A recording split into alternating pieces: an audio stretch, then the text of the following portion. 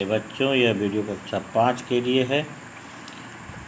Video के इस भाग में आज हम लोग तृतीय पाठ यानी शब्द रूप, प्रकरण एवं वचन को जानेंगे। संस्कृत भाषा में लिंग 3 होते हैं। हिंदी भाषा में हालांकि लिंग 2 होते हैं, यानी दुनिया की तमाम वस्तुओं को हिंदी में 2 लिंगों में बांटा जाता है, लेकिन संस्कृत में लिंग 3 माने गए। जो स्त्री जाति का बोध कराते हैं वे स्त्रीलिंग कहलाते हैं, जो पुरुष जाति का बोध कराते हैं वे पुल्लिंग कहलाते हैं, और वे शब्द जो प्रायः निर्जीव अथवा बेजान वस्तु का बोध कराते हैं वे नपुंसक लिंग में रखे जाते हैं। इस प्रकार से लिंग 3 होते हैं। प्रत्येक लिंग का जो है वह अपना अलग अलग रूप चलता है, और जिस अक्षर से वह शब्द समाप्त होता है उन्हें उसके रूप के अनुसार से माना जाता है, और उनके रूप उस अनुसार से अलग होते हैं। इस प्रकार अ को हम औकार कहते हैं, तथा अ से अंत होने वाले शब्द अकारांत यानी अकार से अंत होने वाले होने के कारण इसे अकारांत कहते हैं। जैसे अज, देव, फल, यह सब अकारांत शब्द हैं। आ से अंत होने वाले शब्द आकारांत कहलाते हैं, जैसे लता, रमा, माला।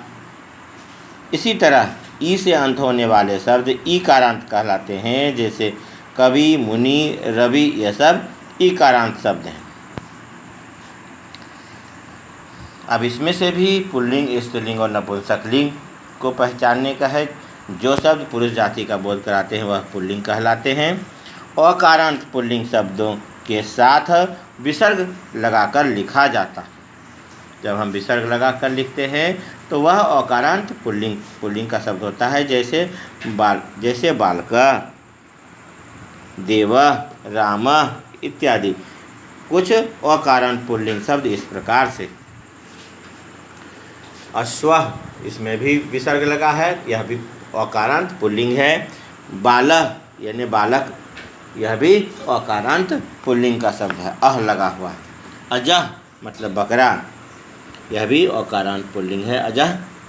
शस्कः, यह भी अकारांत पुल्लिंग में आता है, जिसका मतलब होता है खरगोश।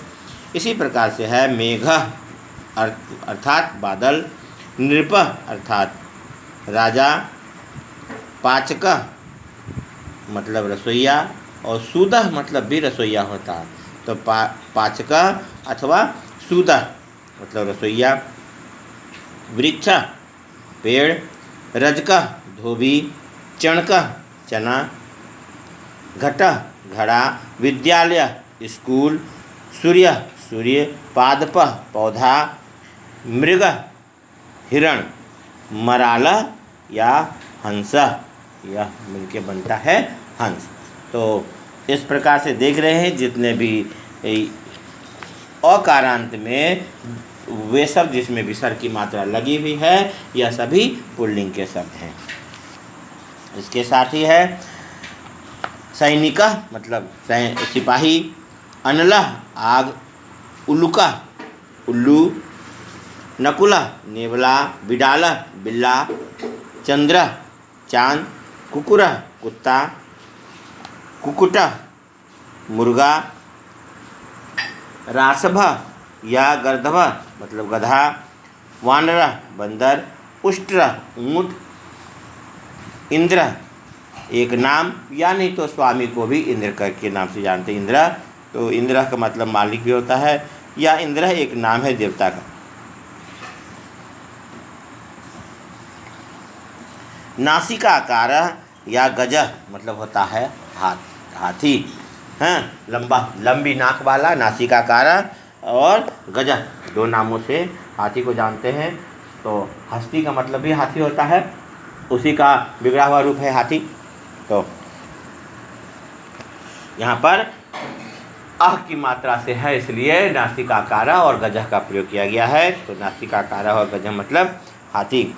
कोकिला या पिका मतलब कोयल, सैना बाज, वका बकः बगुला, वृषः बैल, गायकः गाने वाला, नायकः नेता, सिंह शेर, पंजरः पिंजड़ा, कृष्ण काला या देवता कृष्ण, भगवान कृष्ण को भी कृष्ण कहते हैं। कृष्ण नटः खेल करने वाला, नर्तकः नाचने वाला, अश्वत्थः पीपल,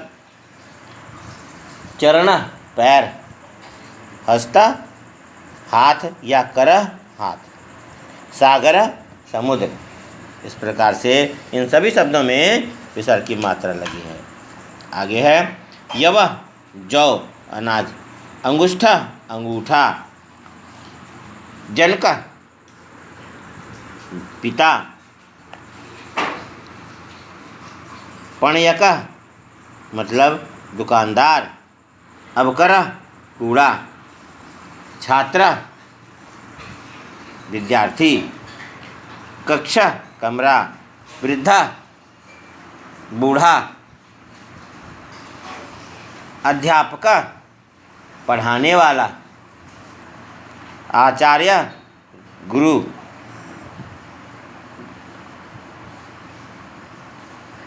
नक्र मगरमच्छ, मीणा मछली, मत्स्य मछली, पर्यंक पलंग, मयूर मोर, काका कौवा, लक्ष्मण सारस, पर्वत पहाड़, भुजंग सांप, सर्प सांप, निर्झर झरना, श्रमिक मजदूर, चिकित्सक डॉक्टर, न्यायाधीश जज, चर्मकार मोची, लौहकार लोहार, पुरुष मनुष्य, शिव शिवजी देवता, और चित्रक चीता, प्रासाद महल।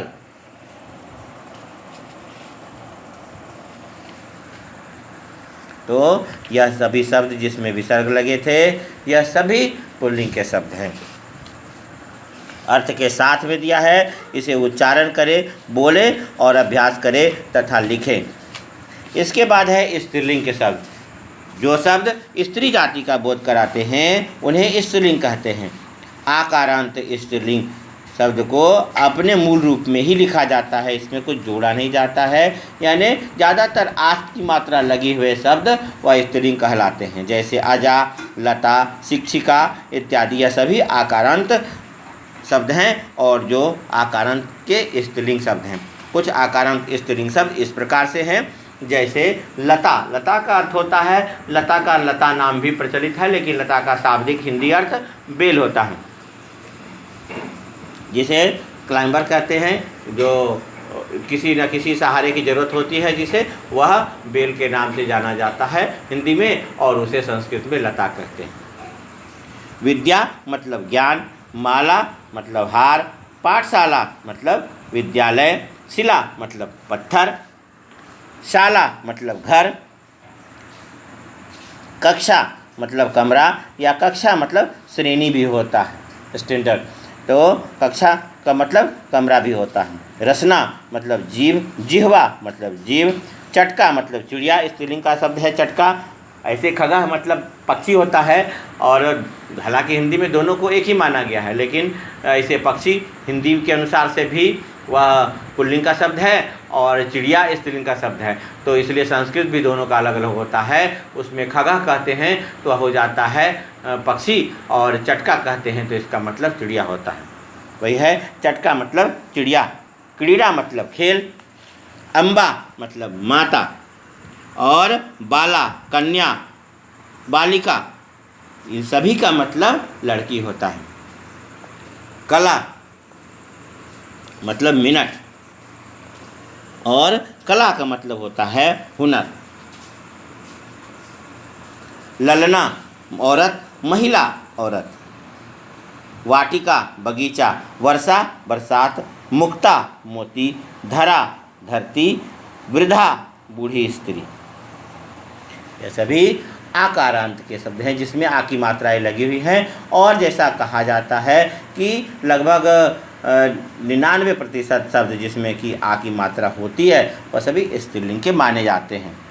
हालांकि 1% है जो अपवाद है, हाँ, लेकिन वह क्योंकि वह उसका मूल रूप इसमें नहीं होता है और वह मूल रूप अलग से होता है, उसका मूल रूप अन की मात्रा से होता है, तो वह पुल्लिंग में आता है। लेकिन ज़्यादातर कहने का मतलब है 99% शब्द स्त्रीलिंग के होते हैं, जिस प्रकार से यहाँ दिए गए हैं।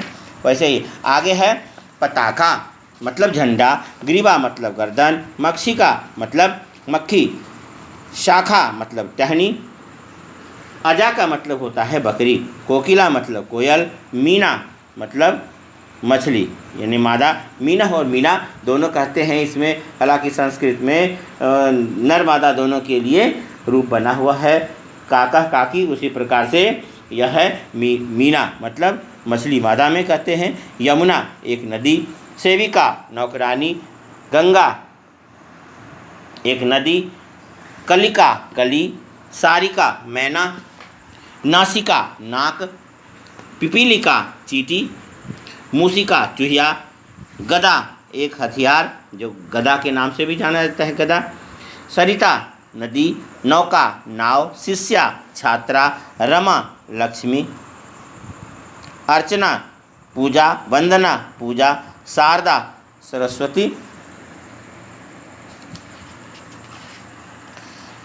तो इस प्रकार से ये सब थे आकारांत स्त्रीलिंग शब्द, यानी जो शब्द स्त्री जाति का बोध कराते हैं वह स्त्रीलिंग के शब्द कहलाते हैं और उनमें आ की मात्राएं लगी होती हैं। उससे जुड़े हुए यह उदाहरण हैं, इन्हें भी शब्दों के अर्थों के साथ में इन्हें बोलकर पढ़कर याद करें। इसके पश्चात है नपुंसकलिंग। जो शब्द ना तो पुल्लिंग होते हैं और ना ही स्त्रीलिंग, उन्हें नपुंसकलिंग कहते हैं। अकारांत नपुंसकलिंग शब्द के अंत में अम की मात्रा लगाई जाती है और उसके अंत में अम लगाकर लिखा जाता है। जैसे है पुष्पम, फलम, मित्रम, ये सभी नपुंसकलिंग के शब्द हैं। कुछ अकारांत नपुंसकलिंग यानी अ से अंत होने वाला, हालांकि अंत में अम लगाया जाता है लेकिन अ से अंत होने के कारण से अकारण नपुंसकलिंग कहते हैं इसे।